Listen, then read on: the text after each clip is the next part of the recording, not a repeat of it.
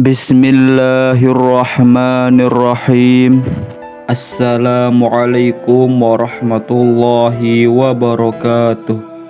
Syukur, alhamdulillah, kita masih diberikan begitu banyak nikmat sehingga kita bisa bertemu di channel yang insya Allah berkah ini.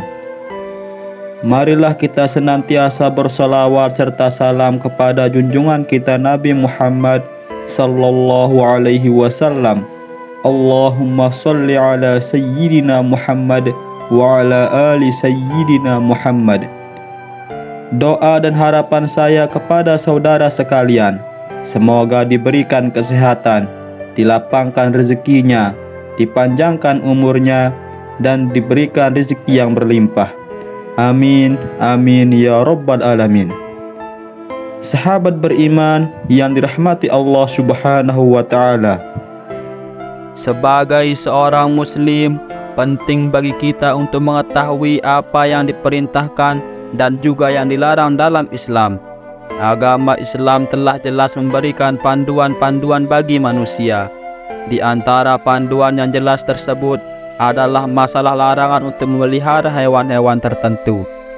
Setidaknya ada 6 hewan yang dilarang dipelihara dalam Islam. Larangan-larangan tersebut telah disampaikan oleh Rasulullah sallallahu alaihi wasallam dalam beberapa hadisnya, sehingga penting bagi kita untuk mengetahui dan menjauhi larangan-larangan tersebut. Berikut ini 6 hewan yang dilarang dipelihara di dalam Islam. Yang pertama, anjing.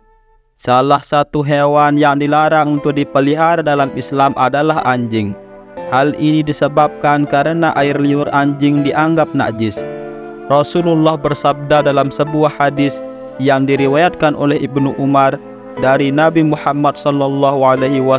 Beliau bersabda, barang siapa yang memelihara anjing selain anjing ternak dan anjing berburu, maka berkuranglah setiap hari daripada pahala perbuatannya 2 kirot. Hadis riwayat Bukhari dan Muslim. Rasulullah sallallahu alaihi wasallam dalam satu hadis lain juga pernah mengatakan, malaikat Jibril datang kepadaku, kemudian ia berkata kepadaku sebagai berikut, tadi malam saya datang kepadamu, tidak ada apapun yang menghalang-halangiku untuk masuk kecuali karena di pintu rumahmu ada patung, dan di dalamnya ada gorden yang bergambar, dan di dalam rumah itu ada pula anjing. Oleh karena itu, perintahkanlah supaya kepala patung itu dipotong untuk dijadikan 2 bantal yang diduduki, dan diperintahkanlah anjing itu supaya dikeluarkan. Hadis riwayat Abu Daud, An-Nasai, Tirmizi, dan Ibnu Hibban. Yang kedua, ular.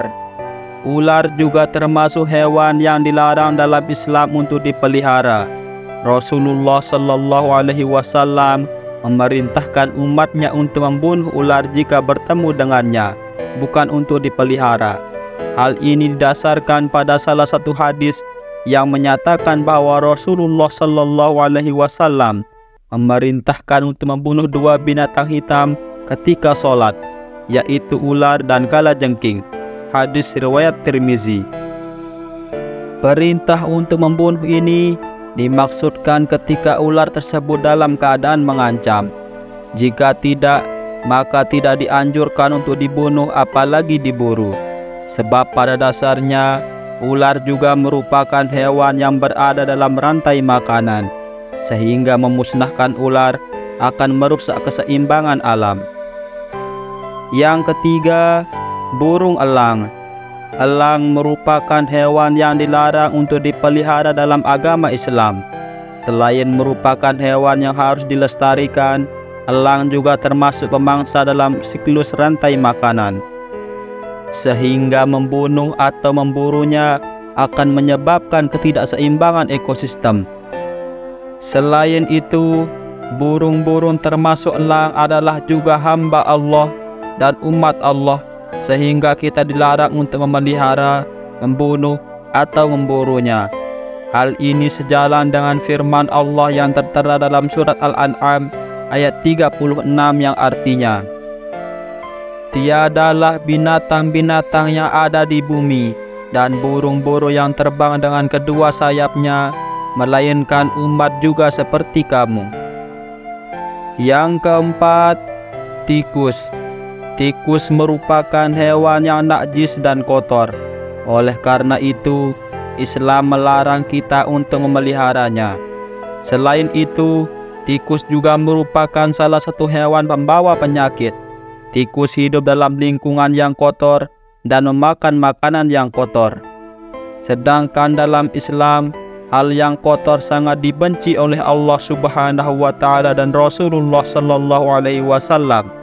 Kebersihan dan kesucian merupakan bagian dari iman dalam agama Islam, sehingga menjaga rumah dari tikus yang dapat menyebabkan penyebaran penyakit adalah tindakan yang sangat dianjurkan.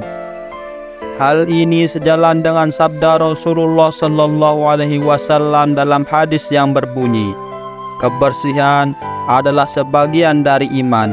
Hadis riwayat Tirmizi. Yang kelima, burung gagak. Gagak, khususnya gagak yang memiliki punggung dan perut putih, juga dilarang untuk dipelihara dalam Islam. Hal ini didasarkan pada pendapat Imam Syafi'i yang menyatakan bahwa gagak tidak boleh dipelihara dan diperbolehkan untuk dibunuh. Gagak juga bukanlah hewan yang mendatangkan keberkahan dan juga manfaat. Hal ini didasarkan pada hadis di mana malaikat Jibril datang kepada Nabi berkata, "Allah memerintahkanmu untuk membunuh burung gagak yang hitam karena ia telah membelalakkan kedua mata ketika anaknya mati."